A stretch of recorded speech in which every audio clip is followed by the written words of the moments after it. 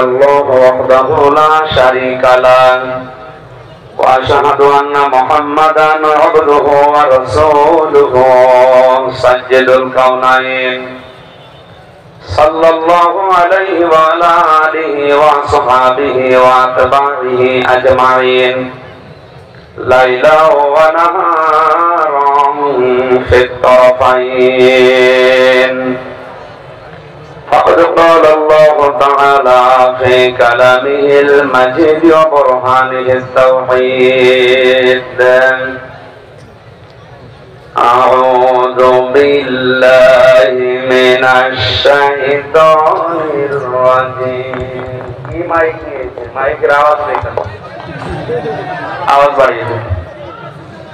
بسم الله الرحمن الرحيم الله أكبر وعباد الرحمن الذين يمشون على الأرض هونا وإذا خاطبهم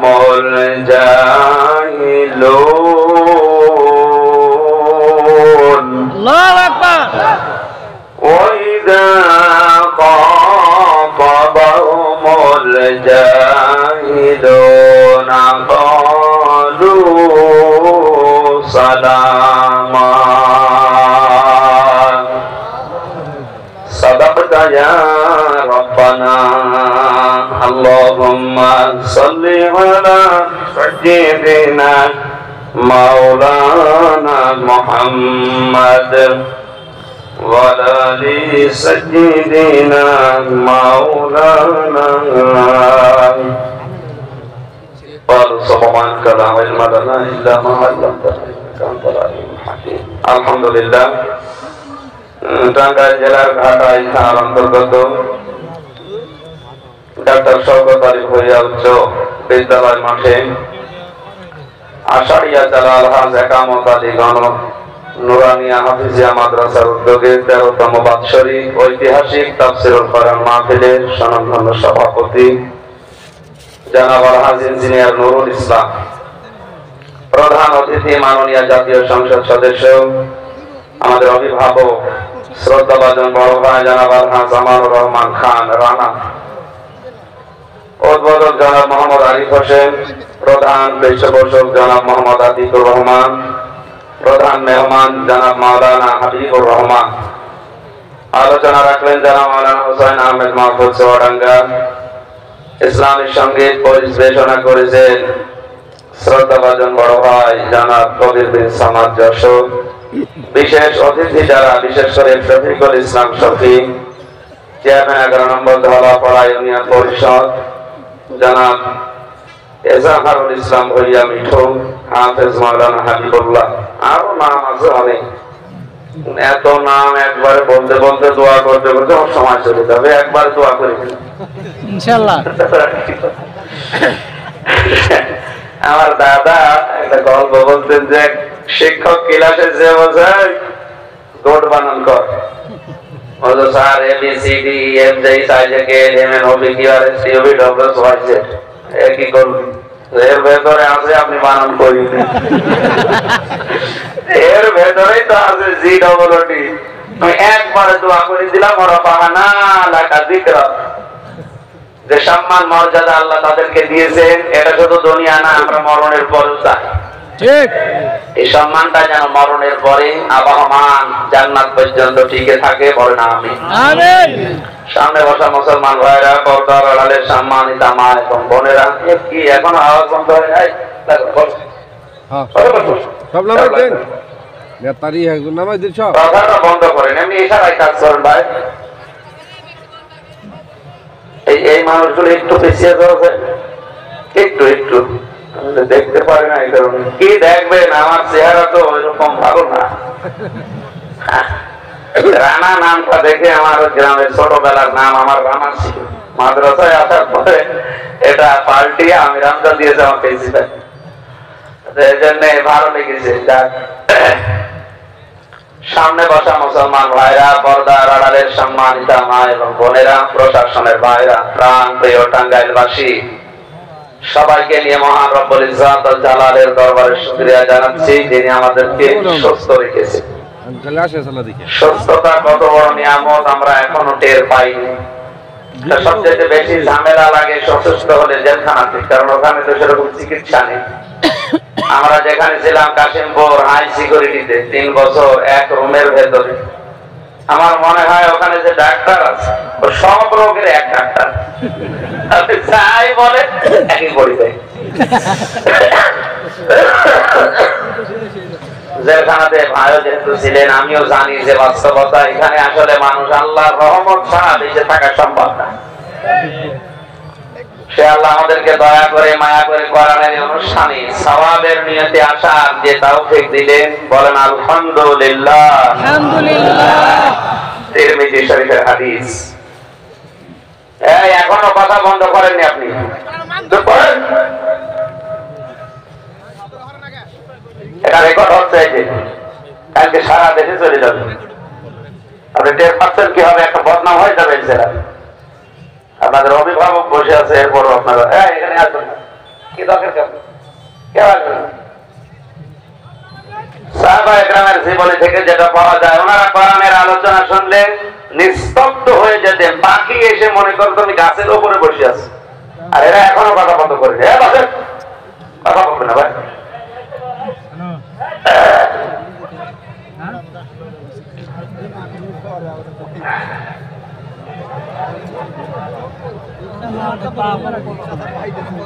আলহামদুলিল্লাহ ভাই। মসজিদে নববীতে নবীজি একদিন প্রবেশ করে দেখলেন ডান দিকে কিছু মানুষ আল্লাহর কোরআন নিয়ে আলোচনা করছে, বাম দিকে তাকিয়ে দেখলেন কিছু মানুষ জিকির করছে। নবীজি বললেন দুইটা দল ভালো কাজে আছে, তবে সবচাইতে ভালো কাজে আছে যারা কোরআন নিয়ে ব্যস্ত আছে। আমার আল্লাহ আমাকে এই মুহূর্তে নির্দেশ দিয়েছে আমি যেন কোরআনের আলোচনায় শ্রোতা হিসাবে এদের সাথে বসে পড়ি। আপনি টের পাচ্ছেন এই আয়োজনটা, যদিও মনে হচ্ছে এটা ফেলতে হয়তো, কিন্তু এটা এখন এমন দামি অনুষ্ঠান হয়ে গেছে কোরআনের ইজ্জতে। বিশ্বনবী যদি বেঁচে থাকতেন আর ওই ঘাটাইল সখীপুর এলাকার পাশ দিয়ে যদি হেঁটে যেতেন, কোরআনের ইজ্জতে, কোরআনের যে মর্যাদা, তার কারণে নবী পর্যন্ত এখানে শ্রোতা হয়ে বসে পড়তেন। এরকম একটা জায়গায় এসেছেন, এর শ্বাস প্রশ্বাসে নেকি হচ্ছে, পুরাটা ইবাদত। মাজলিসু ফিকহিন খায়রুম মিন ইবাদাতি 60 সানা।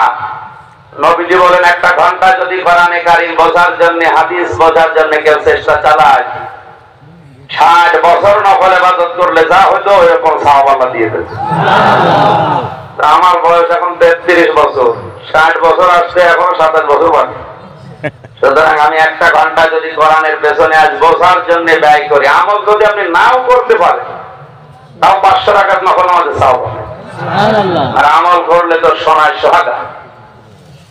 এখানে সম্মানের দিকে তাকিয়ে কথা বলবেন না, খুব গুরুত্বপূর্ণ হলে ইশারায় দেবেন, না হলে উঠে যাবেন, কথা বলবেন। কারণ কোরআনের অনুষ্ঠানে কথা বলা, আওয়াজ করা পুরাটাই হারাম। এটা হারাম কাজ করে ফেললে 7000 বছর জাহান্নামে থাকা লাগে। আশা করে এগুলো থেকে বিরত থাকবেন।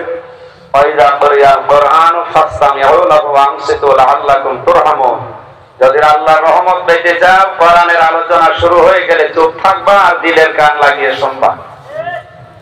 আয়াতের উপর আমরা আমল করছি ইনশাআল্লাহ। দরুদ আর সালাম পড়ছে আমাদের নবী মুহাম্মদ রাসূলুল্লাহ সাল্লাল্লাহু আলাইহি ওয়াসাল্লামের প্রতি, যারা আনিত আদর্শ পেয়ে আমরা খুশি। না রাজা বলেন বলেন খুশি। আমি একটা নতুন তথ্য আপনাদেরকে আজ দেব, ভালো করে মিলাবেন। জন্মের পর থেকে আপনি আয়াত শুনেছেন, আমিও জানি, আলেমরা বিশেষ করে। এটা যেহেতু একটা নিয়ামত, কিন্তু কোরআনের অনুষ্ঠানে আসা সবার ভাগ্যে আল্লাহ লিখে না, ও আসতেও পারি না। এটা এখন কি নিয়ামত? নিয়ামত বলেন, নিয়ামত। কোরআনে কারিমে আল্লাহ জানিয়েছেন ওয়াইযা দানা রাব্বুকুম লাইন শাকারতুম লাযিদান্নাকুম ওয়া লাইন কাফারতুম ইন্না আযাবি লাশাদীদ। সূরা ইব্রাহিমের 7 নাম্বার আয়াতে আল্লাহ জানিয়েছেন, আমি আল্লাহ নিজে এলান করছি। আমি বললাম না প্রতিটি শব্দ চিন্তা ভাবনা করে শুনবেন। কোরআনের যে কোনো শব্দ নিয়ে কেউ যদি চিন্তা ভাবনা গবেষণা করে আল্লাহকে পেতে চায় ও পেয়ে যাবে। এখানে খেয়াল করেন, ওয়াইযা আযানা রাব্বুকুম, আল্লাহ বলেন আমি নিজে এলান করছি, ঘোষণা দিচ্ছি। আগেকার জামানায় শুনেছি যখন মাইক ছিল না, এরকম একটা চোঙা বানিয়ে ইউনিয়ন বিভিন্ন জায়গায় যদি অনুষ্ঠান হয় ঘোষণা দিত মেম্বার চেয়ারম্যানের পক্ষ থেকে। ওটা যেন মেম্বার চেয়ারম্যান নিজেই দিচ্ছে, হয়তো দারোয়ান দিয়ে বা কর্মচারী দিয়ে। এদের শব্দের দিকে খেয়াল করলে যেটা দেখি, ওয়াইযা আযানা রাব্বুকুম, আমি আল্লাহ নিজে এলান করছি। সুবহানাল্লাহ। এলান করছেন কে? আল্লাহ। হজের এলান আল্লাহ করেনি, আল্লাহ ইব্রাহিমকে দিয়ে করিয়েছেন। হযরত ইব্রাহিম তাকে বলেছিলেন, হে আমার নবী, আপনি এলান দেন, আযান দেন, ঘোষণা দিয়ে দিন যে হজ করা লাগবে। দুনিয়ার বিভিন্ন দিক প্রান্ত থেকে মানুষেরা বিভিন্ন জিনিসে সাওয়ার হয়ে পায়ে হেঁটে আমার ঘর তাওয়াফ করতে আসবে। হজের ঘোষণা দিয়েছেন কে? না, ইব্রাহিম নবী। কে? وَأَذِّنْ فِي النَّاسِ بِالْحَجِّ يَأْتُوكَ رِجَالًا وَعَلَى كُلِّ ضَامِرٍ يَأْتُونَ مِنْ كُلِّ فَجٍّ عَمِيقٍ। এই আয়াত দ্বারা বোঝা যায় হজের ঘোষণা হযরত ইব্রাহিম দিয়েছিলেন। আর এখানে আয়াতে যেটা আছে, এই ঘোষক সরাসরি আল্লাহ নিজে। টাঙ্গাইলবাসী মেধা যোগ্যতা যদি আপনার বুঝ থাকে, ভাবেন আল্লাহ নিজে মাইক নিয়ে ডাকছে, এই টাঙ্গাইলবাসী লাইন শাখার দম, যদি আমার নিয়ামতের শুকরিয়া আদায় করো, লাযিদান্নাকুম, লামে তাকিদ নুনে সাকিলা। আল্লাহ গ্যারান্টি দিয়ে জানিয়েছেন, অবশ্যই আমার আল্লাহর নিয়ামত বৃদ্ধি করতেই থাকবে। শুধু বৃদ্ধি করে দেবে তা না, লাযিদান্নাকুম, অবশ্যই আমার নিয়ামত তাদের জন্য কন্টিনিউ করে দেব, বৃদ্ধি হতেই থাকবে, হতেই থাকবে। এটা যে একটা নিয়ামত, আপনি হাদিস দ্বারা শুনলেন যে বিশ্ব নবী নিজেও এরকম অনুষ্ঠানে বসে পড়ার জন্য তাকিদ পেয়েছেন। সুবহানাল্লাহ। কথা বুঝতেছেন? তাহলে এটা আমাদের মতো মানুষের জন্য কি নিয়ামত? বলেন বলেন। নিয়ামত। এই নিয়ামতে এত বেশি সওয়াব অর্জন করা যায়। হযরত আবু বকর কিন্তু বেশি দিন দুনিয়ায় বাঁচেননি, 63 বছরই বেঁচেছিলেন। অথচ কিয়ামত পর্যন্ত যত মানুষ আমল করবে, তাদের আমল যদি কেউ এক পাল্লায় রাখে, হযরত আবু বকরের আমল আর এক পাল্লায় রাখলে ভারী হয়ে যাবে। কি করেছিলেন 63 বছরে? ওনার জীবনের যত কাজ ছিল সব চাইতে উত্তম কাজ ছিল এটা, তিনি কোরআনের পেছনে শ্রম দিয়েছিলেন। কোরআনকে একত্রিত করা, কোরআনে কারীমকে সংরক্ষণ করা, এর প্রধান দায়িত্ব পালন করেছিলেন সর্বপ্রথম উদ্যোগ নিয়ে হযরত আবু বকর। এখানে কিয়ামত পর্যন্ত যত মানুষ কোরআন পড়বে, কোরআন শুনবে, কোরআন বুঝবে, কোরআনের গবেষণা চালাবে, এর থেকে সওয়াব আবু বকরের আমলনামায় ফ্লেক্সিবল হয়ে যেতে থাকবে। সুবহানাল্লাহ। যারা আমাদের জীবনে অন্তত এমন কিছু কাজ করা দরকার, এই 63 বছর না, এই 33 বছর বেঁচে আছি, অসুবিধা নেই, এমন কিছু করা লাগবে যেমন 33 কোটি বছর হায়াত এই অত কাজ কেউ করতে না পারে। এটা সম্ভব শুধু কোরআনের দ্বারা। কিসের দ্বারা? কোরআনের দ্বারা। আকাশের যে তারা দেখতে পান, কেউ যদি কোনদিন গণনা করতে আরম্ভ করে, নবীজি বলেন হয়তো একদিন শেষ করে ফেলবে। কিন্তু হযরত ওমর 26 বছর বয়সে মুসলমান হয়ে কয়েক বছর দুনিয়ায় বেঁচে ছিলেন। এই অল্প সময় তিনি এত বেশি নেকির কাজ করেছিলেন, দুনিয়ার মানুষ যদি ওমরের নেকি গণনা করে কোনদিন শেষ করতে পারবে না। আমি এর মূল রহস্য হযরত আবু বকর, হযরত ওমর, তাদের এই নেকি বৃদ্ধি হওয়ার মূল রহস্য পেয়েছি আমি কোরআনের কারণে। কারণ তারা মেহনত করেছিল, শ্রম দিয়েছিল, সময় দিয়েছিল কোরআনের পেছনে। এই কোরআন তাদেরকে এত উপরে তুলেছে, যত উপরে ওঠা আমাদের দ্বারা সম্ভব না। যেন আমাদের অল্প হায়াতটা যেন কোরআনের পেছনে ব্যয় হয়। কিসের? আরো ধরে বলেন, কোরআনের। এই অনুষ্ঠানটা নিয়ামত, এরকম নিয়ামত আপনার জীবনে আল্লাহ আরো বৃদ্ধি করে দেবে, এমন এমন কাজ আপনাকে দিয়ে করাবে। এখানে আর একটা হাদিস বলা দরকার। কোন মানুষ যদি মনে করে আমার পেছনের জীবনের যে ইবাদত বন্দেগী করলাম এটা কবুল হচ্ছে নাকি আন্দাজে করে যাচ্ছি, নবীজি বলেন তুমি বুঝবে ওই সময় যখন তোমার আচার আচরণ কোরআন কেন্দ্রিক হবে। কোরআনে বর্ণিত নিয়ম নীতি অনুযায়ী তোমার আচার আচরণ, মুআমালাত, মুআশারাত, এমনকি কথাবার্তাও যখন বলো ওয়াকুলু লিন-নাসি হুসনা, মানুষের সাথে কথা বললে নরম কথা, আনন্দের কথা, সুন্দর ভাষায় বলো। এটা কথা বলা মানুষের সাথে হেসে হেসে মানুষকে আনন্দ দেওয়ার জন্য, কষ্ট না দিয়ে, এইটাও একটা ইবাদত। এটা কি ইবাদত? এজন্য কোরআন কেন্দ্রিক জীবন যদি আমাদের গঠন হয়ে যায় তাহলে বুঝবেন যে আপনার পেছনের 33 বছর জীবনের ইবাদত অন্তত কবুল হয়েছে। সুবহানাল্লাহ। এই হাদিসটা আমি পেয়েছি, নবীজি বলেন আমান আমিলা বিহি উজরা, যারা কোরআন দিয়ে আমল করবে, কাজ করবে, এদের পুরস্কার আল্লাহ নিজের হাতে দান করবে। টাঙ্গাইলবাসী ভুল বুঝবেন না।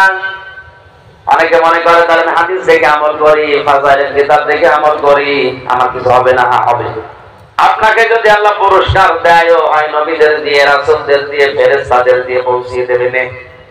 কোরআনের আমল যদি কেউ শুরু করে, ওকে আল্লাহ নিজের কুদরতি হাত দিয়ে পুরস্কার দিয়ে দেবে। সুবহানাল্লাহ। এই কথার লোড কত, ওজন কত টের পাচ্ছেন? আল্লাহ নিজেকে আমাদের ডাক দেবে, হামজা এদিকে আয়। এই যে এই সম্বর্ধনা নিয়ে একটা বান্দার জন্য এটা কত বড় পাওয়া। এখানে কোরআন যারা শুনতে আসে, ও যদি বুঝতে পারে, দেখবেন ওর চোখ দিয়ে পানি গড়িয়ে পড়ছে। এটা তো আমি বানালাম নাকি? ওয়াইদা সামিউ মা উনজিলা ইলার রাসূলি তারা আ'য়ুনাহুম তাফীদু মিনাত তামঈ মিম্মা আরাফু মিনাল হক। সূরা মাইদার 7 নাম্বার পারার প্রথম নাম্বার পৃষ্ঠার প্রথম নাম্বার লাইনের 83 নাম্বার আয়াতের প্রথম অংশে আছে। তাফসীরে ফিল জিলালিল কোরআন থেকে বলছি। সাইয়্যিদ কুতুব লিখেছেন, আল্লাহ পাক বলেন, হে নবী, যখন আপনি কোরআন শোনাবেন, যারা এর মর্ম বাণীগুলো উপলব্ধি করতে পারবে, বুঝতে পারবে, আপনি তাদের চোখের দিকে তাকিয়ে দেখবেন ওরা কেঁদে ফেলেছে। কখন ওদের চোখ দিয়ে পানি গড়িয়ে পড়ছে ওটা আপনি টেরও পাবেন না। মনের অজান্তে ওরা আল্লাহর কোরআনের কথা উপলব্ধি করে কাঁদতে শুরু করবে। আল্লাহ পাক যেন এরকম শ্রোতা হয়ে এখানে বসার তৌফিক দান করেন, আমিন। আমাদের জীবনের এরকম ভালো ভালো নিয়ামত যদি বৃদ্ধি করতে হয়, শুকরিয়া আদায় করা লাগবে কার? আল্লাহর। শুকরিয়া আদায়ের পদ্ধতি 3টা। কয়টা? 3টা। এইদিকে তাকান। 3টা। এক নম্বরে কেউ যদি শুকরিয়া আদায় মনে করে যে একেবারে টুটি পর্যন্ত খেয়ে ঢেকুর একটা তুলে বলছে আলহামদুলিল্লাহ, এটা শুকরিয়া আদায়ের একটা বাক্য। শুকরিয়া আদায় করতে হলে 3টা জিনিস আপনাকে মাথায় রাখা লাগবে। এক নম্বরে মুখ দিয়ে স্বীকার করা লাগবে যে হ্যাঁ, এটা আমার জীবনে নিয়ামত। বুঝতেছেন? ঠিক। 2 নম্বরে মন থেকে আপনার আনন্দ পাওয়া লাগবে। ঠিক। এটা মন থেকে আনন্দ পাওয়ার বিষয়টা কখন আপনি টের পাবেন? আল্লাহ পাক বলেন, ইন্নামাল মুমিনুনা আল্লাযীনা ইযা যুকিরাল্লাহু ওয়াজিলাত কুলুবুহুম। আল্লাহর দৃষ্টিতে মুমিন তো ওই লোকটা যার সামনে আল্লাহর নাম উচ্চারণ হলে ওদের অন্তরাত্মা কলব কেঁপে ওঠে। কে বলছেন বলেন তো? আল্লাহ। আল্লাহ নিজে বলছেন তার কলব কেঁপে ওঠে। এখানে কফ লাম বা কলবন শব্দটা আছে। আমি যাব আলোচনায়, তবে একটা বেদাতে বাংলাদেশ থেকে একটু দূর করে নেই, এটা আমি অন্য দেশে পাইনি। ছোট বয়সে কয়েকটা দেশ আমি গেছি মুসলমান রাষ্ট্রে, কিন্তু এই জিনিসটা বাংলাদেশে ভারতে বেশি। এটা নিরসন করা দরকার, কারণ এটা যেহেতু তাদের সারা পৃথিবীতে ছড়াবে ইউটিউবের মাধ্যমে। আমার সামনে এখন মাত্র 20,000 লোক না, আমি এখন 750 কোটি মানুষ সামনে নিয়ে কথা বলছি। ভালো করে খেয়াল করেন, আমি প্রথমে কোরআনের আয়াত বলছি, হাদিস বলছি বিজ্ঞানের দৃষ্টিতে, এরপরে বাস্তবতার দৃষ্টিতে আপনি মিলাবেন। এই যে ওয়াজিলাত কুলুবুহুম, তাদের কলব কেঁপে কেঁপে ওঠে। এখন এই জিনিসটার কাজ কি এবং এটা থাকে কোথায়, এটা যদি আপনি পরিষ্কার করে নিয়ে যেতে পারেন। আমি আলেমদেরকে বলছি, হাজার হাজার দরবার থেকে একটা আওয়াজ আসে যে মানুষের স্তনের বাম স্তনের 2 আঙ্গুল নিচে একটা গোস্তের টুকরা আছে, এটার নাম কলব। এটার নাম কি? কলব। বলেন বলেন। কলব। এটা যদি কেউ আল্লাহ জিকির করে বা আল্লাহ আল্লাহ জিকির করে, সুবহানাল্লাহ পড়ে, আল্লাহর জিকির দ্বারা এই কলব পরিষ্কার হয়। এ কথা আজ বাংলার 48,000 পীরের দরবার থেকে এক কথায় আসে, কলব পরিষ্কার করো। ওনারা বলতে চান কলব আছে বাম স্তনের 2 আঙ্গুল নিচে। এবার আসেন কোরআন কি বলে দেখে। আল্লাহ পাক বলেন, লাহুম কুলুবুন লা ইয়াফকাহুনা বিহা। সূরা আরাফ 9 নাম্বার পারার 13 নাম্বার পৃষ্ঠা 2 নম্বর লাইনের 179 নাম্বার আয়াত, এই 2য় অংশে এটা পাবেন। আল্লাহ পাক বলেন ওদের কলব আছে কিন্তু বুঝ নেই, চিন্তা নেই। এই আয়াত দ্বারা প্রমাণ হয় কলবের কাজ চিন্তা করা, না বোঝা। বুঝা। এ পর্যন্ত বুঝেছেন কিনা? ঠিক। কলবের কাজ আল্লাহর যে ভাষা কি করা, বুঝা। আরো জোরে বুঝা। এবার আসেন তো নবীজির হাদিস দেখি। বিশ্ব নবী জানিয়েছেন, আলা ইন্না ফিল জাসাদি মুদগাতুন। এ পৃথিবীর উম্মতেরা সাবধান, জেনে রাখো। আলা মানে সাবধান, জেনে রাখো। ইন্না ফিল জাসাদি মুদগাতুন, প্রত্যেকটা মানুষের এই 3.5 হাত বডির ভেতরে একটা গোস্তের টুকরা আছে। এটা আমি ছোটবেলা থেকে বিভিন্ন মাওলানার মুখে শুনেছি। এই হাদিসের ব্যাখ্যা এভাবে করছে, প্রতিটি মানুষের শরীরের ভেতরে একটা গোস্তের টুকরা আছে। ওয়াইদা ফাসাদাত ফাসাদাল জাসাদু, ওটা যদি খারাপ হয়ে যায় পুরো শরীরটাই খারাপ হয়ে যায়, আর ওইটা যদি ভালো থাকে পুরো মানুষটাই ভালো হয়ে যায়। আলা, আমি আবার বলছি সাবধান, জেনে রাখো। ওয়াহিয়াল কলব, ওই গোস্তের টুকরার নাম কলব। নাম কি? কলব। এই হাদিস পর্যন্ত বুঝেছেন কিনা? আপনি বলেন। বুঝছি। শব্দটার দিকে খেয়াল করেন। আলা ইন্না ফিল জাসাদি, আলা মানে জেনে রাখো, সাবধান। ইন্না মানে নিশ্চয়, ফি মানে মধ্যে, জাসাদ মানে শরীর, মুদগা মানে গোস্তের টুকরা। আমার মধ্যে ঠিক আছে। হাদিসের বাস্তবতা আমি নিয়ে যাচ্ছি। আল্লাহ নবী কিন্তু বলেন না আলা ইন্না ফিস সিররি, মাথার ভেতরে টুকরাটা আছে, এটা বলেছেন। হ্যাঁ আলা ইন্না ফিল বুতুনি, পেটের ভেতরে গোস্তের টুকরা আছে। হ্যাঁ বলেন না কেন? হ্যাঁ। এটা ক্লাস চলছে একটা। আল্লাহ নবী জানিয়েছেন পুরা শরীরের ভেতরে কোথায় আছে ওইটা তোরা বের কর। ওই গোস্তের টুকরা ভালো হয়ে গেলে পুরা মানুষ ভালো হয়ে যায়, ওটা খারাপ হয়ে গেলে পুরা মানুষ নষ্ট হয়ে যায়। এবার শব্দটা আমি দেখলাম, আলা ইন্না ফিল জাসাদি মুদগাতুন। শব্দটা মুদগা কি? মুদগা। বলেন বলেন। মুদগা। মুদগা হওয়ার জন্য বিজ্ঞান এখন পরীক্ষা করে দেখছে যে 3টা শর্ত লাগে ওর ভেতরে। কোন জিনিস যদি মুদগা বলতে চান, মায়ের পেটের ভেতরে রেহেমে যে সন্তানটা আছে, প্রথমেই বীর্যটা 40 দিনে হয় আলাক। আলাক মানে ঝুলন্ত। আলাক মানে কি? ঝুলন্ত। মাটির নির্যাস, ঝুলন্ত যোগ, তাই বলেন। 2 নম্বরের স্টেপে 40 দিন পরে যেটা আকৃতি পায় তার নাম মুদগা। তার নাম কি? মুদগা। মুদগা হওয়ার জন্য শর্ত বললাম কয়টা? 3টা। জবাব দেন। 3টা। 1 নম্বরের ভেতরে গোশত থাকা লাগবে। 2 নম্বরের ভেতরে চর্বি থাকা লাগবে, রক্ত সহ। 3 নম্বরে রাবারের উপরে কামড় দিলে যাবে দাঁত বসে যায়, ওরকম দোড়া কাটা ভাব হবে। বাংলার মুসলমানের আলেমদের ভেতরে হয়তো মতপার্থক্য আয়াতটা নিয়ে আছে, কিন্তু কোরআন হাদিস বিজ্ঞান আর বাস্তবতার সাথে মিলাত্মক। আবহমান কাল থেকে যারা এই কথা বলে অনেককে ধোঁকা দিয়ে বোকা বানিয়ে কলম পরিষ্কারের নামে জোরে জোরে ধাক্কা মারাচ্ছে, আসলে ওই কলম এখানে আছে কিনা। এটা মজকার যে তিনটা শর্ত বললাম, আপনি কম্পিউটারের ভেতরে এখনই নিয়ে যান, এখানে স্ক্রিন সেট করেন, আমি দেখিয়ে দেবো। 1 নম্বরে রক্ত পাওয়া লাগবে, চর্বি সহ, গোস্তের একটা টুকরা লাগবে, রাবারের উপরে কামড় দিলে যেমন দাঁত বসে যায় এরকম দোড়া কাটা ভাব দেখা যাবে। মাথার ভেতরে যে মগজ আছে এটা বের করেন, আর বাম স্তনের 2 আঙ্গুল নিচে যে গোস্তের টুকরা আছে এটাও বের করেন। এই দুইটা পাশাপাশি রাখলে নবীর হাদিসের সাথে যে মদগার শব্দটা ওইটার সাথে মিলছে আপনার বুক না মাথা? মাথা। বলেন মাথা। আর আমরা কোরআনের আয়াত পড়লাম কি, মানুষকে চিন্তা কলব দিয়েছি কিন্তু চিন্তা করে না, তাহলে কলবের কাজ যেহেতু চিন্তা করা, আর চিন্তা মানুষ বুক দিয়ে করে না, করে মাথা দিয়ে। ঠিক। পাগলেও বোঝে যে মানুষ চিন্তা বুক দিয়ে করে না মাথা দিয়ে? মাথা দিয়ে। আর জোরে মাথা দিয়ে। মাথার ওই মগজের ভেতরে রক্ত আছে, চর্বি আছে, দোড়া কাটা ভাব আছে, কথা বলছে না কেন? ঠিক।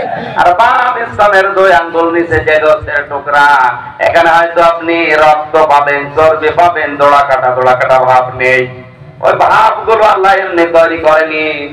মাথার ভেতরে 6টা জিনিস আল্লাহ সেট করেছেন, সেন্ট্রাল লব, অক্সিপিটাল লব, এরকম 6টা জিনিস দিয়ে আল্লাহ মাথা সাজিয়ে এক একটা এই লবের সাথে প্রায় 8টা 10টা করে কানেকশন দিয়ে পুরা শরীরের ভেতরে 70,000 তার আল্লাহ রেডি করে রেখেছে। পায়ের ভেতরে যদি কাটা ফোটে, আপনার পা থেকে শুরু করে যে তারটা লাগানো সঙ্গে সঙ্গে মাথায় চলে যায়, ওখান থেকে সিদ্ধান্ত দেয় ফ্রন্টাল লব থেকে তাড়াতাড়ি করে কাটা তুলে ফেলো।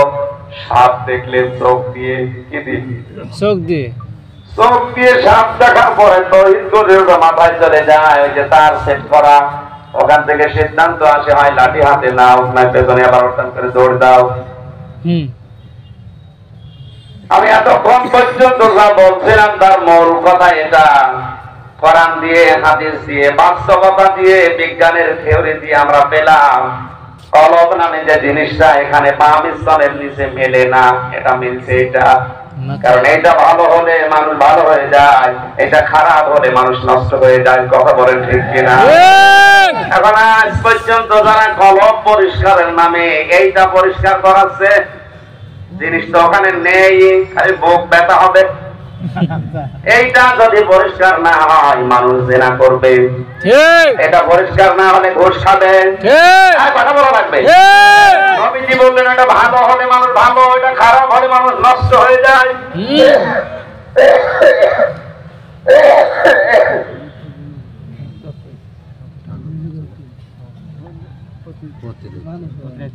কথা যদি এখন কোরআন যারা শিক্ষিত মানুষ আছে, কোরআন দিয়ে, হাদিস দিয়ে, বিজ্ঞান দিয়ে যদি প্রমাণ করে ফেলে যে এতদিনে বাবা যা বলেছে মিলছে না, কারণ চিন্তা মানুষ বুক দিয়ে করে না, করে মাথা দিয়ে, তখন ওদের ব্যবসা, ওদের দরবারে এমনি বন্ধ হয়ে যাবে।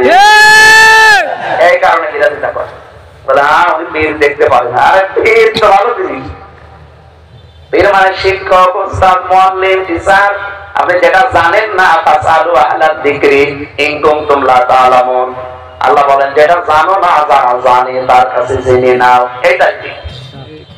আমিও আপনার জন্য পীর, আপনি যেটা জানেন না আমার কাছে জেনে নেবেন, এইটার নাম শিক্ষক, পীর। একবার বলতে দেখা কিন্তু এই নাম বানিয়ে কত ভণ্ড ব্যবসা করে খাচ্ছে দেখেন। একথা যদি সত্যি এদেশে প্রমাণ হয়ে যায়, যারা মানুষ ওরা তো আর দরবারে যাবে না, বলবে ভণ্ড আমার এতদিন খালি বুক ব্যথা করিয়েছে, আসল জিনিস পরিষ্কার করাইনি, আমার ভালোবাসবে। সুতরাং এই বেদাত দিয়ে যারা শুরু করছেন, কোরআনের সাথে মিল নেই, হাদিসের সাথে মিল নেই, বিজ্ঞানের সাথে মেলে না, বাস্তবতায়ও মেলে না। কোন কারণে আপনি উল্টাপাল্টা করে জিকির করবেন বলেন? জিকির করতে নিষেধ নেই, সুবহানাল্লাহ জিকির করেন। সুবহানাল্লাহ মানে কি? আল্লাহ পবিত্র। সুবহানাল্লাহ মানে কি? আল্লাহ পবিত্র। সকালবেলা 100 বার সুবহানাল্লাহ, আল্লাহ তুমি পবিত্র বলে গেলেন। দোকানে বসে আপনি ওজনে কম বেশি করেন, খাদ্যে ভেজাল দেন, সুবহানাল্লাহ আছে? কিসে সুবহানাল্লাহ বলেন? আপনি যেমন বললেন সুবহানাল্লাহ, আল্লাহ পবিত্র, যে আল্লাহর বিধান কি? কথা বলেন না কেন? এই যে ওজনে কম বেশি যারা করে, এখানে আল্লাহর বিধান আছে না নেই? আছে। কি ওয়াইলুল লিল মুতাফফিফিন আল্লাযীনা ইযা তালু আলান নাসি ইস্তাওফুন। আল্লাহ বলেন ধ্বংস হয়ে যাক ওই দোকানদার গুলো, ওই ব্যবসায়ী গুলো ধ্বংস হয়ে যাক যারা ওজনে কম বেশি করে। ঠিক। এই ওজন বলতে আমরা অনেকে মনে করি যারা দাড়ি পাল্লা ওজন করছে শুধু এরাই ধরা খাবে, আমরা নেই না। প্রাইমারি থেকে শুরু করে বিশ্ববিদ্যালয় পর্যন্ত যারা ক্লাস নেয় এই শিক্ষকরা, এরা ওজনে কম বেশি করছে। আসতে বলেন, একটা শিক্ষক হতে হলে অনেক জ্ঞান তার অর্জন করা লাগে। আপনি তো নেওয়ার সময় ঠিক মতোই নিয়েছিলেন, দেওয়ার সময় ওইটা ডেলিভারি দেননি, তখন বলে প্রাইভেট করা লাগবে না, কোচিং করা লাগবে।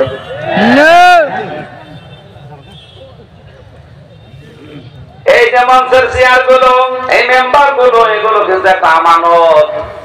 হক কথা বলার জন্য আপনি যে কুষ্টিয়া থেকে আমরা নিয়ে আসলেন, আমি যদি এখন ওই কথাগুলো ডেলিভারি দিতে না পারি, আমি তো নেওয়ার সময় ঠিকই বিভিন্ন জায়গা থেকে নিয়েছিলাম আপনাকে দেওয়ার জন্য, সঠিকভাবে যদি এখন ডেলিভারি দিতে না পারি, আমি ওই আয়াতের ভেতরে পড়ে যাবো।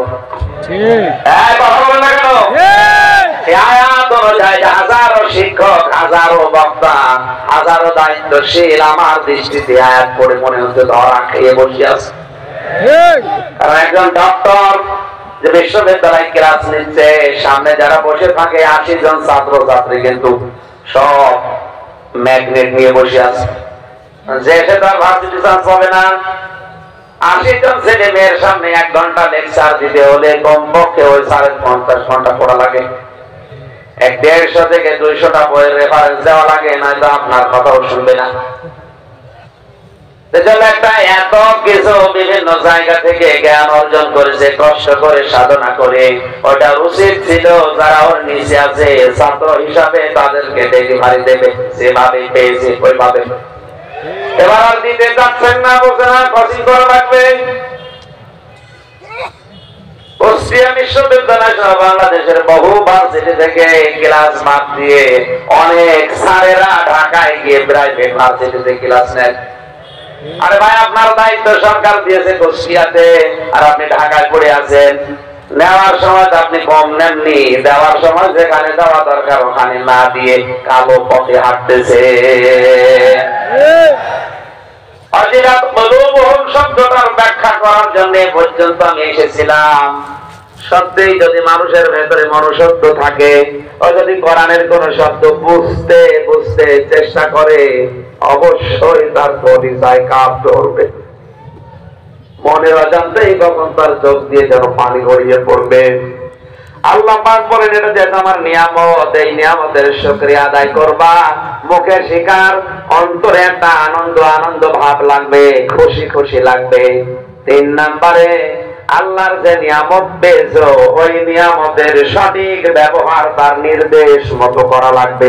এই 3টা শব্দ, এই 3টা শব্দের ভেতরে 1 নম্বরে মুখে স্বীকার, 2 নম্বরে অন্তরে প্রভাব সৃষ্টি করা, 3 নম্বরে কাজে পরিণত করে আল্লাহর বিধানে ওইটা চালানো। এটা যদি কেউ করতে পারে, লাযিদান্নাকুম, আল্লাহ গ্যারান্টি দিচ্ছেন অবশ্যই তার জীবন ওই নিয়ামত আমি বাড়াতেই থাকবো। আল্লাহু আকবার। আপনি কোরআনের এরকম হাজার হাজার অনুষ্ঠান জীবনে পাবেন। হযরত আবু বকর কোরআনের পেছনে শ্রম দিয়ে, হযরত ওমর কোরআনের পেছনে সময় দিয়ে, তারা যদি আর চিরন্তন হয়ে যেতে পারে, অমর হয়ে যেতে পারে, আমরা কি মানুষ না? আমরা পারবো না কেন? এখন থেকে সিদ্ধান্ত হবে জীবনে কোরআনের সাথে এই যে জিনিসের সম্পর্ক, জীবন গেলে ওইটা ছাড়বো না। ওয়ালাইন কাফারতুম, যদি কুফরি করো, না শুকরিয়া করো, গুরুত্ব না দাও, ইন্না আযাবি লাশাদীদ, ওইটা তো কেড়ে নেবই নেব, অবশ্যই আমার আযাব কঠিন, তার ভেতরে ফেলে দেব। সরে বলেন নাউযুবিল্লাহ। নাউযুবিল্লাহ। রাসূলুল্লাহ যে কথাটা বলার জন্য আমি মনে মনে করছিলাম, ওইটা আবার মনে এসেছে। এই তাকান এদিকে। বিশ্ব নবীর আদর্শ পেয়ে যারা খুশি, আমরা সবাই বললাম একমাত্র আদর্শ বিশ্ব নবী মুহাম্মদ রাসূলুল্লাহ সাল্লাল্লাহু আলাইহি সাল্লাম। যার যদি আমাদের এই দেশে আর ভারতে পাকিস্তানে ওয়াজ করে বেশি মানুষ, তার নাম সূরা আলে ইমরানের 31 নম্বর আয়াত। একটু খেয়াল করে শুনবেন, 5-7 মিনিট মন লাগিয়ে শোনেন, দেখেন নতুন একটা জিনিস আজকে বের হবে। কুলিন কুনতুম তুহিব্বুনাল্লাহ ফাত্তাবিউনি ইউহিব্বুকুমুল্লাহ ওয়া ইয়াগফির লাকুম যুনুবাকুম আল্লাহু গফুরুর রহিম। সূরা আলে ইমরান 3 নাম্বার পারা 13 নাম্বার পৃষ্ঠা 4 নাম্বার লাইনের 31 নাম্বার আয়াতে আছে। এটা তাফসীরে ইবনে কাসির থেকে বলছি। আল্লাহ পাক বলেন, নবী আপনি বলুন। হ্যাঁ, আলেম যারা আছেন একটু খেয়াল করেন ভাই। হে নবী আপনি বলুন, ইন কুনতুম তুহিব্বুনাল্লাহ, যদি আল্লাহকে ভালোবাসিয়ে দাবি করো। এ দাবি আমাদের নেই, আছে বলেন না কেন? আছে। এ দাবি যারা করো তাদেরকে আল্লাহ বলছেন, যদি এই দাবি করো যে আল্লাহ তোমাকে ভালোবাসি, এ দাবির পেছনে একটা তোমাকে কথা মানা লাগবে। তাহলে আমার নবীর অনুসরণ করো। কার? নবীর। কেউ যদি বলে আল্লাহ তোমাকে ভালোবাসি, আল্লাহ বলে দাঁড়া, এ ভালোবাসার প্রমাণ দেওয়া লাগবে আমার নবীর অনুসরণের মাধ্যমে। যদি কেউ নবীকে অনুসরণ করা শুরু করে, আল্লাহ পাক জানিয়েছেন 2টা পুরস্কার তাকে দেওয়া হবে। ইউহিব্বুকুমুল্লাহ, আল্লাহ নিজেই তাকে ভালোবাসা আরম্ভ করবে। সুবহানাল্লাহ। এখানে যদি 10,000 মানুষ থাকে, আমার মনে হয় খুব বেশি হলো 10 জন মানুষ এই পর্যন্ত বুঝেছেন, বাকি আন্দাজে মাথা নাড়ছেন। শব্দের দিকে খেয়াল করেন তো। কেউ যদি বলে আল্লাহ তোমাকে ভালোবাসি, আল্লাহ বলেন এটা রাখ, তোকে আমার রাসূলের অনুসরণ করা লাগবে। এই অনুসরণ যখন আপনি শুরু করবেন, তখন আল্লাহ 2টা পুরস্কারের ঘোষণা দিয়েছেন। 1 নম্বরে আল্লাহ নিজে আপনাকে উল্টা করে ভালোবাসা আরম্ভ করবে। না করেছে? করেছে। শব্দটা কিন্তু মজারে, বর্তমান, ভবিষ্যৎ, প্রেজেন্ট, ফিউচার। আল্লাহ মাঝির শব্দ, অতীতের শব্দ দেননি। যাদের রাসূলকে অনুসরণ করলে আল্লাহ আপনাকে ভালোবেসে ফেলেছে না। আপনি যখন থেকে অনুসরণ আরম্ভ করবেন, ওই জায়গা থেকে আল্লাহ আপনাকে ভালোবাসা শুরু করবে। রাসূলকে অনুসরণ কি? মাথা থেকে পা পর্যন্ত রাসূলকে যেভাবে আল্লাহ পাঠিয়েছেন, যেভাবে তিনি দেখিয়েছেন, ওইভাবে আপনাকে দেখানো লাগবে। মাথার চুলের কাটিং হবে নবীজির মতো, মোচের সাইজ হবে নবীজির মতো, দাড়ির সাইজ হবে নবীজির মতো, পোশাক আশাক বাকি যা আছে সব অনুসরণ লাগবে নবীজির। ও বাংলার মুসলমানের, আপনি বলেন তো, এখন মাথা থেকে শুরু করে রান্নাঘর থেকে সংসদ এ পর্যন্ত নবীজির অনুসরণ কোন জায়গায় আছে? এবারে দ্বিতীয় শব্দ, আল্লাহ পাক বলেন, যদি কোন মানুষ নবীজির অনুসরণ আরম্ভ করে, আমি তাকে ভালোবাসা শুরু করব।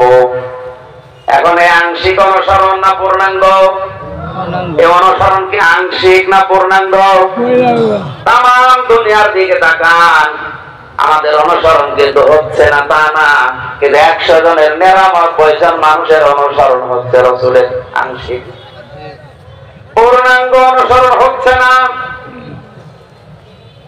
আব্দুল্লাহ ইবনে উবাইয়ের দিকে তাকান, পুরো জীবন আমি পড়ে দেখেছি, এরকম রাসূলের অনুসরণে কোন কমতি আমার দৃষ্টিতে আমি পাইনি।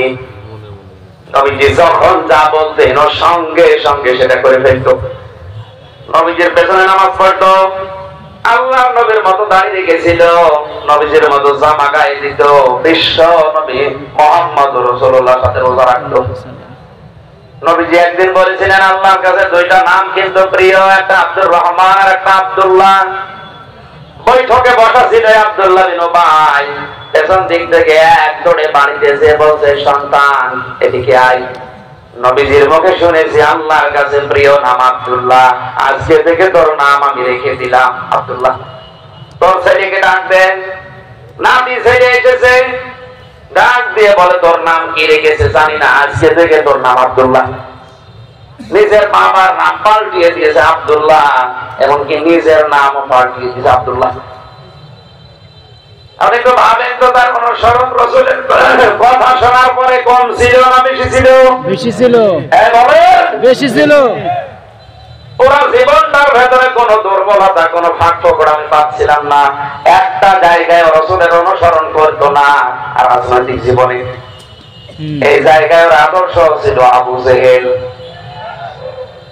এই একটা মাত্র কারণে আমার আল্লাহ তাকে শুধু জাহান্নামে দেবে না, জাহান্নামের একেবারে নিচে দেবে। নাউজুবিল্লাহ। এবার আপনার বিবেকে কি বলে আপনি বলেন? আপনি নামাজ পড়েন আমির হামজার পেছনে টাঙ্গাইলে, আর এই লোকটা নামাজ পড়েছে মসজিদে নববীতে রাসূলুল্লাহর পেছনে। তার মাথা থেকে পা পর্যন্ত পুরাটাই ঠিক ছিল, তাহলে একটা মাত্র জায়গায় ভুল করে আল্লাহকে মুনাফিকের সর্দার বলে ঘোষণা দিয়েছে। বলেন নাউজুবিল্লাহ। তাহলে আমাদেরও এখন অনুসরণ হবে রাসূলের আংশিক না পূর্ণাঙ্গ? আরো জোরে বলেন পূর্ণাঙ্গ। কেউ যদি পূর্ণাঙ্গ অনুসরণ আরম্ভ করে দেয়, আল্লাহর ঘোষণা, আল্লাহ তাকে ভালোবাসা শুরু করবে। সুতরাং এই ময়দানে যারা এখনো রাসূলের আদর্শকে পূর্ণাঙ্গ অনুসরণ করতে পারেননি, আপনি আকাশ দিয়ে উড়ে যেতে পারেন, কিন্তু আল্লাহ আপনাকে ভালোবাসা শুরু করেনি। এক কথা বলা রাখবে, এই আয়াত অনুযায়ী বাংলাদেশে হাজারো আলেম, হাজারো পীর, হাজারো ইমাম এরা ধরা খাবে এই কারণে এদের অনুসরণ অধিকাংশ আংশিক, পূর্ণাঙ্গ হচ্ছে না। বাকিগুলো তো বাদ দিলাম। আজ বিশ্ব অলি হয়ে বসে আছে অনেকে। এই সখীপুর মসজিদে কেউ যদি যে দেখেন ইমাম সাহেব দাড়ি কেটে সফা বানিয়ে ফেলেছে, মুসল্লি বলবে হুজুর আপনার দাড়ি কই? ইমাম যদি বলে বেটা তোর তো দাড়ি নেই, মুসল্লি বলবে হুজুর দাড়ি ছাড়া মুসল্লি হওয়া যায়, দাড়ি ছাড়া ইমাম হওয়া যায় না। এ কথা বলবে কিনা? কি বুঝলেন এখান থেকে? টাঙ্গাইলের সখীপুরের এই দিঘির ছাড়া নাকি এলাকা সারিয়া চালা, এ ছাতা তো কুষ্টিয়ায় গেলে কিয়ামতের আগে কেউ চিনবে না। কুষ্টিয়া থেকে যদি বলে আষাঢ়িয়া পাড়া বাড়ি আমার, থানা জেলা না বলা পর্যন্ত কিয়ামতের আগে চিনবে না। এই জায়গার একটা মসজিদের ইমাম হিসাবে আপনি মেনে নিতে পারছেন না, লোকটা দাড়ি কাটে যায়, অথচ দাড়ি কেটে আজ অনেকে বিশ্ব অলির দাবি করছে, অমরি খেয়েছে পড়ে। আরে ওর ভেতরে রাসূলের আদর্শই নেই, তো বিশ্ব অলি হয় কি করে? আয়াতের শেষ কথা ছিল আল্লাহ যদি কাউকে ভালোবাসা আরম্ভ করে, আমার আল্লাহ পুরস্কার হিসাবে তার জীবনের অপরাধ গুলো মাফ করে এখনই দিচ্ছে, দিয়েছে। তার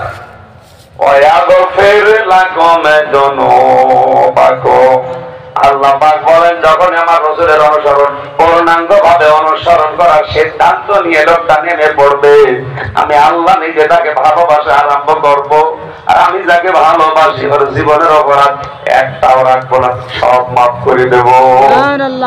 এখানে জাম্বন না দিয়ে জনক দিয়েছে। আল্লাহ আমাদেরকে আয়াতটা বাস্তবতার নিরিখে বোঝার তৌফিক দিন, বলেন আমিন। সূরা ফুরকান থেকে আমি মাত্র একটা আয়াত পড়েছি, 63 নম্বর আয়াতটা। এই আয়াত থেকে শেষ পর্যন্ত আল্লাহর ঘোষণা হচ্ছে আল্লাহ নিজে একটা বিশাল ফ্ল্যাট বানাবে।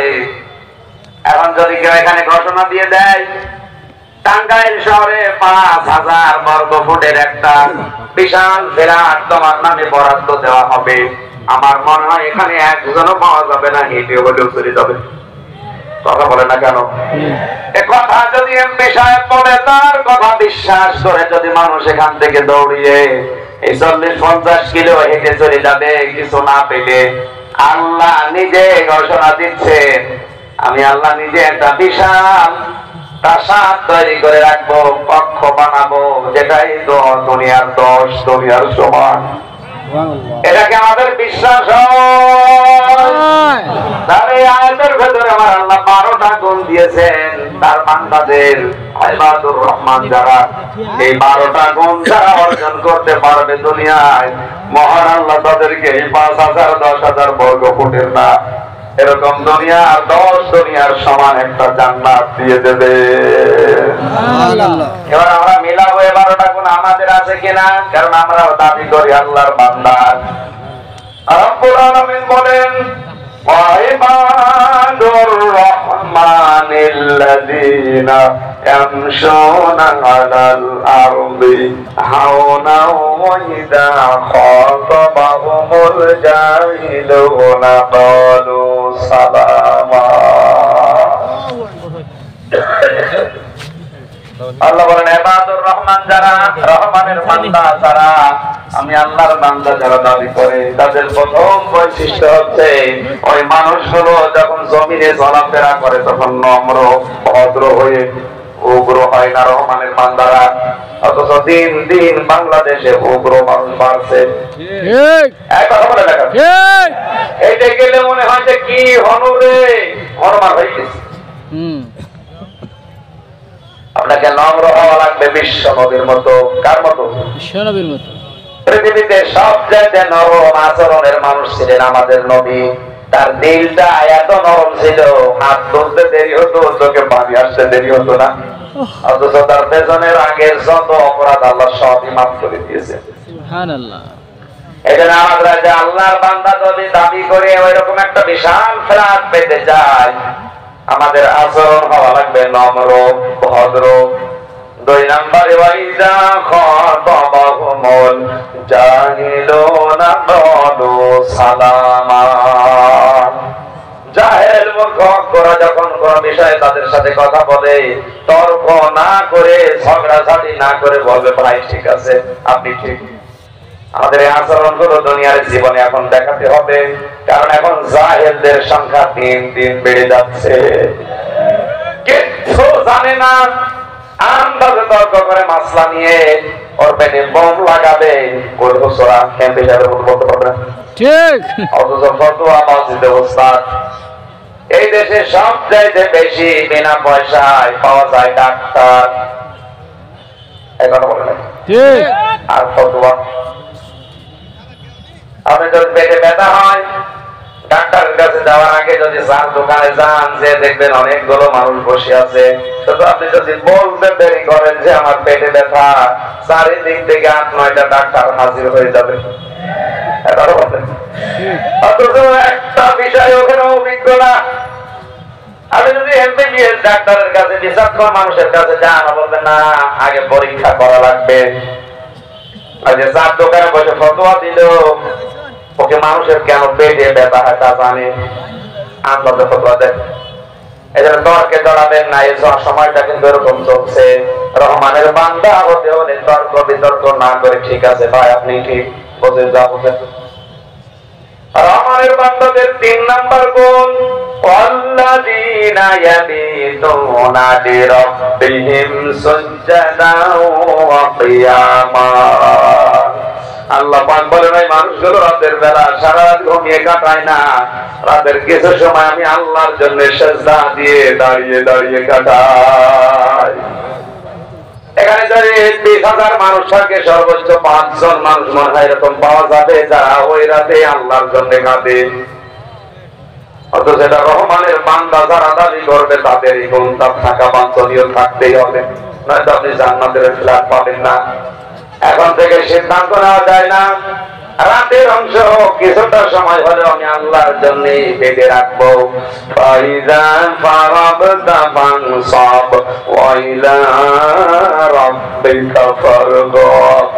আল্লাহ পাক বলেন দুনিয়ার ঝামেলা যখন মুক্ত হবেন হে নবী আপনার রবের দিকে মনোনিবেশ করে একটু সময় তাকে দেন।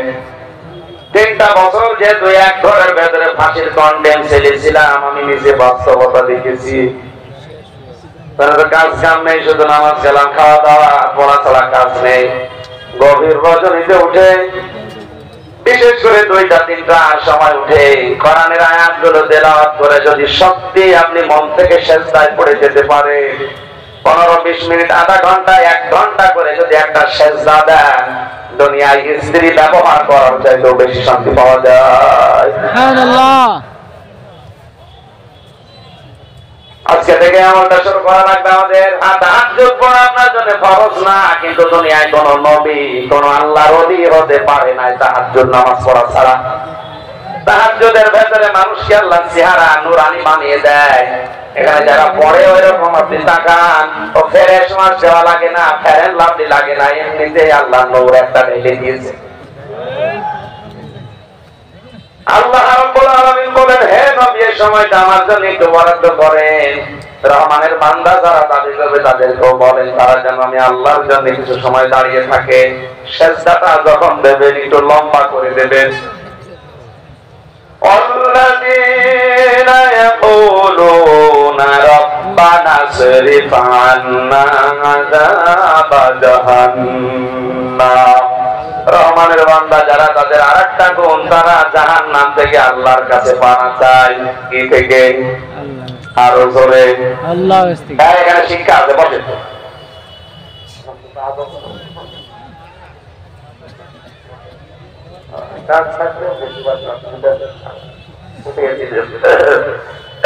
আমার গলায় খুব বেশি সাপোর্ট করছে না মাইকটা। মাইক ভালো হয়েছে মাইকটা।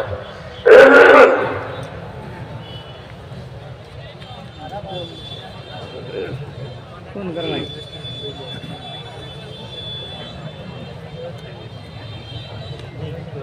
সুবহানাল্লাহ আলহামদুলিল্লাহ লা ইলাহা ইল্লাল্লাহ।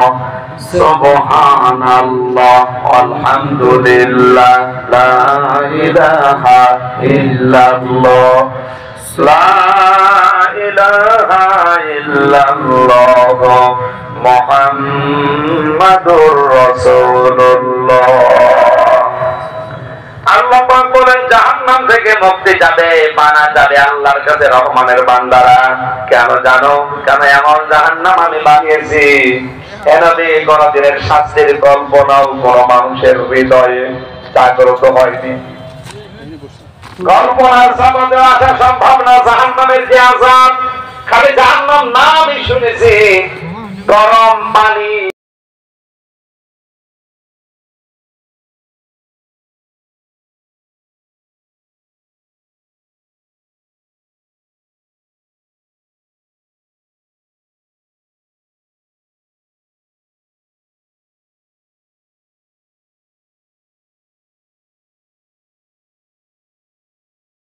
ভাই আপনার কাছে আমি চা পেয়েছি, কথা আগে বোঝার চেষ্টা করেন।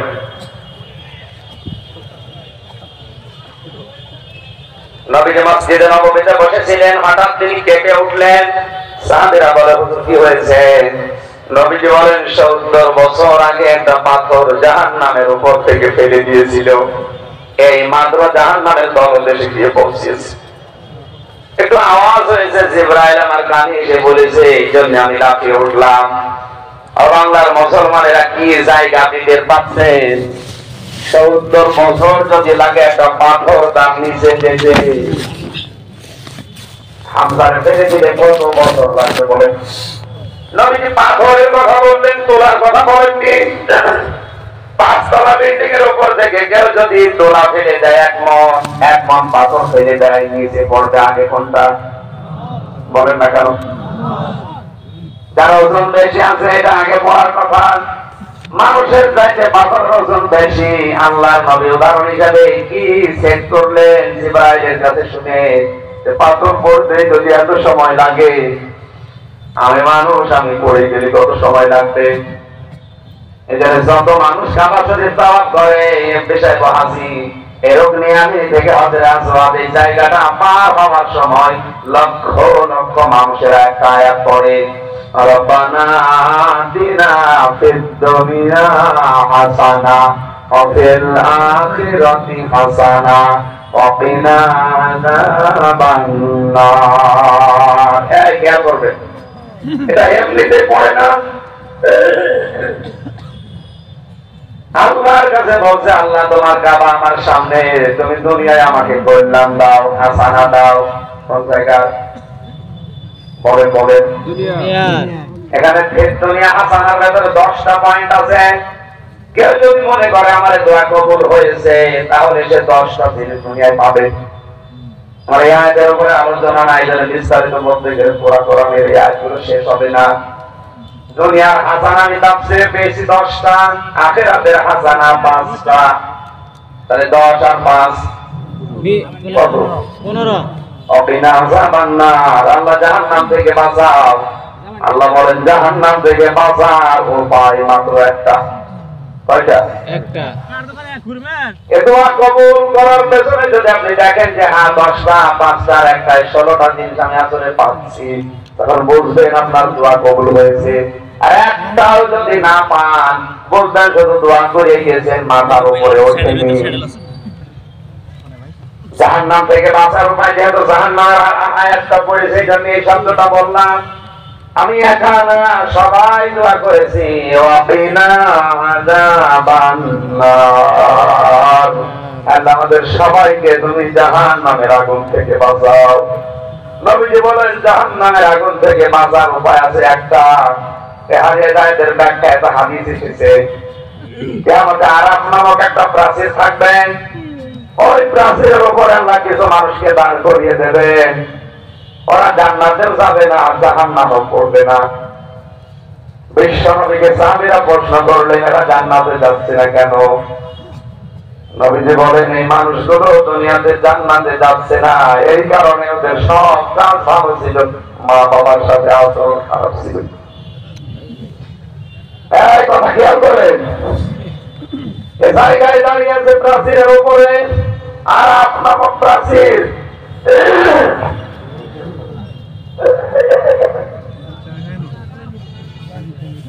নবীজি বলেন ওদের জীবনের সব কাজগুলো আমরা পেয়েছি, কিন্তু ওই লোকটার জীবনে মা বাবার সাথে আচরণ খারাপ করতো। আজকে একটা ভিডিও ভাইরাল হয়েছে, দেখেছেন? 3 ভাই 2 বোন, সব বড় বড় হয়ে বিভিন্ন দেশে বিভিন্ন জায়গায় প্রতিষ্ঠিত হয়ে গেছে। এর ভেতরে একটা ভাই তো পাগলামি করছে, তার বউ ছিল, বউ তার ছেড়ে চলে গেছে, পাগল হয়ে গেছে।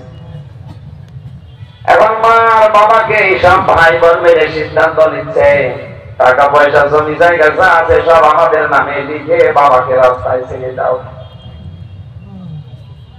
এদের 5টা সন্তান, আরে পাগলটা নিয়ে 6টা। এই পাগলটা বৃদ্ধাশ্রমের যিনি পরিচালক তাকে বলছে আমার বাবা ভাই আর বোনরা মিলে এই সিদ্ধান্ত নিয়েছে তার জমি জায়গা টাকা পয়সা যা আছে ওইটুকু আমাদের নিজেদের নামে লিখে দিয়ে তার রাস্তায় ছেড়ে দেবে। এই 5 জন সন্তান যদি কাবা শরীফে বসেও মারা যায়, ওরা আরাফ নামক প্রাচীরে থাকবে, জানা পাবে না। ঠিক আসতে বলেন। ঠিক। সাহাবীরা প্রশ্ন করলেন বলে জান্নাতে যাচ্ছে না, জাহান্নামে যাবে না কেন? ওরা তো জাহান্নামে ফেলে যাওয়ার কথা বিশ্ব নবী বলেন না। ওদের জীবনে ছোটখাটো যাই থাকো ওরা ইসলাম কায়েমের জন্য দুনিয়াতে আন্দোলন করতো। এটা সূরা সাফের 11 নম্বর আয়াতে দলিল আছে, হালাদুল্লুকুম আলা তিজারা তুনজিকুম মিন আযাবিন আলীম। আমি কি একটা ব্যবসার কথা বলবো যেটা করলে জাহান্নামের আগুনে যাওয়া লাগবে না? সে ব্যবসার 3টা মূলনীতি এখানে আছে, আল্লাহর উপরে বিশ্বাস, রাসূলের উপরে বিশ্বাস, আর এই 2টা বিশ্বাসকে সামনে রেখে যার মাল দিয়ে আল্লাহর দ্বীনকে জমিনে কায়েম করার জন্য জিহাদ করা। সুতরাং ইসলাম কায়েমের জন্য যারা চেষ্টা করবে, আন্দোলন করবে, সংগ্রাম চালাবে দুনিয়াতে জান আর মাল দিয়ে, ওদের আর যাই হোক আল্লাহ ওদেরকে জাহান্নামে দেবে না। জাহান্নাম থেকে বাঁচার উপায় যে একটা, এটা আপনার টার্গেটে থাকা লাগবে। আমি যাই করি না কেন আল্লাহর দ্বীন যেন জমে কায়েম হয়, আল্লাহ তুমি এটা আমাকে দেখাও। এর জন্য যত কিছু করা লাগে এটা এই ডাইরেক্ট পেছনের দরজা দিয়ে হলো আমাকে করা লাগবে। ঠিক আমার ভাইরা, পরে আয়াতে আল্লাহ জানিয়েছেন আল্লাযীনা ইযা আনফাকু লাম ইউসরিফু ওয়া লাম ইয়াকতুরু ওয়া কানা বাইনা যালিকা কাওয়ামা। আমার রহমানের বান্দা তারা যারা দান করতে করতে ফকির হয়ে যাবে না, আবার একেবারে কৃপণতা করবে না, মধ্যম পন্থায় তাদের জীবন চালাবে। والذين لا يدعون مع الله إلها آخر إلى آخر آيات এখানে তিনটা পাপের কথা আছে 1 2 3 নবীজি তাফসীরে জানিয়েছেন পাপ এই তিনটা কিন্তু শাস্তি হবে ডবল কয়টা ডবল তিনটা পাপের কথা এখানে আছে পাপ তিনটা কিন্তু শাস্তি হবে ডবল এক নম্বরে যারা আল্লাহকে ডাকার পাশাপাশি যারা অন্য কাউকে ডাকে আজকে যখন ইয়া আল্লাহ ইয়া আল্লাহ ইয়া রহমান ইয়া রহমান বলার পরে যারা বলে ইয়া আলী বাবা খাজা বাবা দয়াল বাবা আল্লাহর সাথে যারা মিলিয়ে অন্য কাউকে ডাকে এদের শাস্তি হবে ডবল والذي ولا يقتلون النفس التي حرم الله إلا بالحق যারা অন্যায় ভাবে মানুষকে হত্যা করে আজ অন্যায় হত্যা দিন দিন বাড়ছে না কমছে বলেন বলেন ঠনকো কারণে মানুষ মেরে ফেলে হয়তো অনেকে ডাইরেক্ট মারে না এদেশে এখন আবার সিস্টেম হয়েছে নিজে কিছু করে না পেছনের দরজা দিয়ে শুধু একটু হাওয়া দেয় 10,000 মানুষ মরে যায় কথা বুঝতেছেন আপনি নিজে হয়তো মার্ডার করেননি কিন্তু হাওয়া দিয়েছে ওই হাওয়ায় মার্ডার হচ্ছে আপনার শাস্তি হবে ডবল বলা ইয়াসনুন যারা জেনা করবে না আর জেনা বলতে শুধু লজ্জা স্থানে রেখা না আমাদের হাতের জেনা আছে মুখের জেনা আছে চোখের জেনা আছে কথা বল ঠিক কিনা সবচেয়ে বেশি জেনা হচ্ছে আমাদের চোখ আর করবে জোর বলেন নাউজুবিল্লাহ নাউজুবিল্লাহ আল্লাহ রাব্বুল আলামিন জানিয়েছেন ওয়াল্লাযীনা লা ইয়াশহাদুনা যুরা আমার রহমানের বান্দা তারা মিথ্যা সাক্ষ্য দেয় না 3টা বছর আমার জীবনে বাস্তবতায় দেখে বলছি এই দেশে এখন 1,10,000-এর উপরে মানুষ কারাগারে আছে সারা দেশ মিলে যদি মিথ্যা সাক্ষী বন্ধ হয়ে যায় 5,000-এর বেশি লোক সারা দেশে জেলে থাকার কথা ঠিক অধিকাংশই বানানো ভুয়া মামলা কিচ্ছু জানে না জন্ম হয়েছে 24 সালে প্রথমে সাক্ষী আছে 23 সালে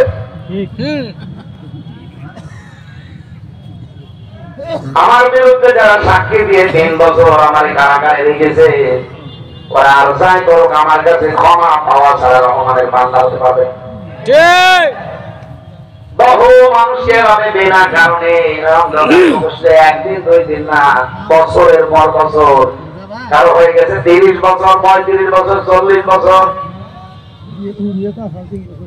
কিছুই না বিষয়টা একেবারে তালগোল পাকিয়ে সোদায় সোদায় নিয়ে হয়ে গিয়েছে আপনি তাহাজ্জুদ করতে পারেন 5 ওয়াক্ত নামাজ জামাতে পড়তে পারেন 14 বার হজ করতে পারেন আপনি রহমানের বান্দা এখনো হননি যদি মিথ্যা সাক্ষী দিয়ে থাকেন আর মিথ্যা সাক্ষীকে সাপোর্ট করে থাকেন অনেকে হয়তো সাক্ষী দেয় না কিন্তু সাপোর্ট দেয় কথা বলবেন ঠিক ওয়াল্লাযী ওয়াইদা মাররু বিল্লাহি বিমাররু কিরামান অনর্থক কথা এবং কাজ যেখানে শুরু হবে তারা নিজেদেরকে গুটিয়ে নেবে আর বাংলাদেশে অনর্থক কাজ যত বেশি হয় আমাদেরকে তত বেশি ওই জায়গায় পাওয়া যায় 4-5 দিন আগে যে দিবসটা গেল এটা অনর্থক না ঠিক এই যে বিশ্ব বেহায়া দিবস হ্যাঁ এটা একেবারে অনর্থক ঠিক কারণ যে লোকটা এটা আমদানি করে নিয়ে এসেছে ওর নাম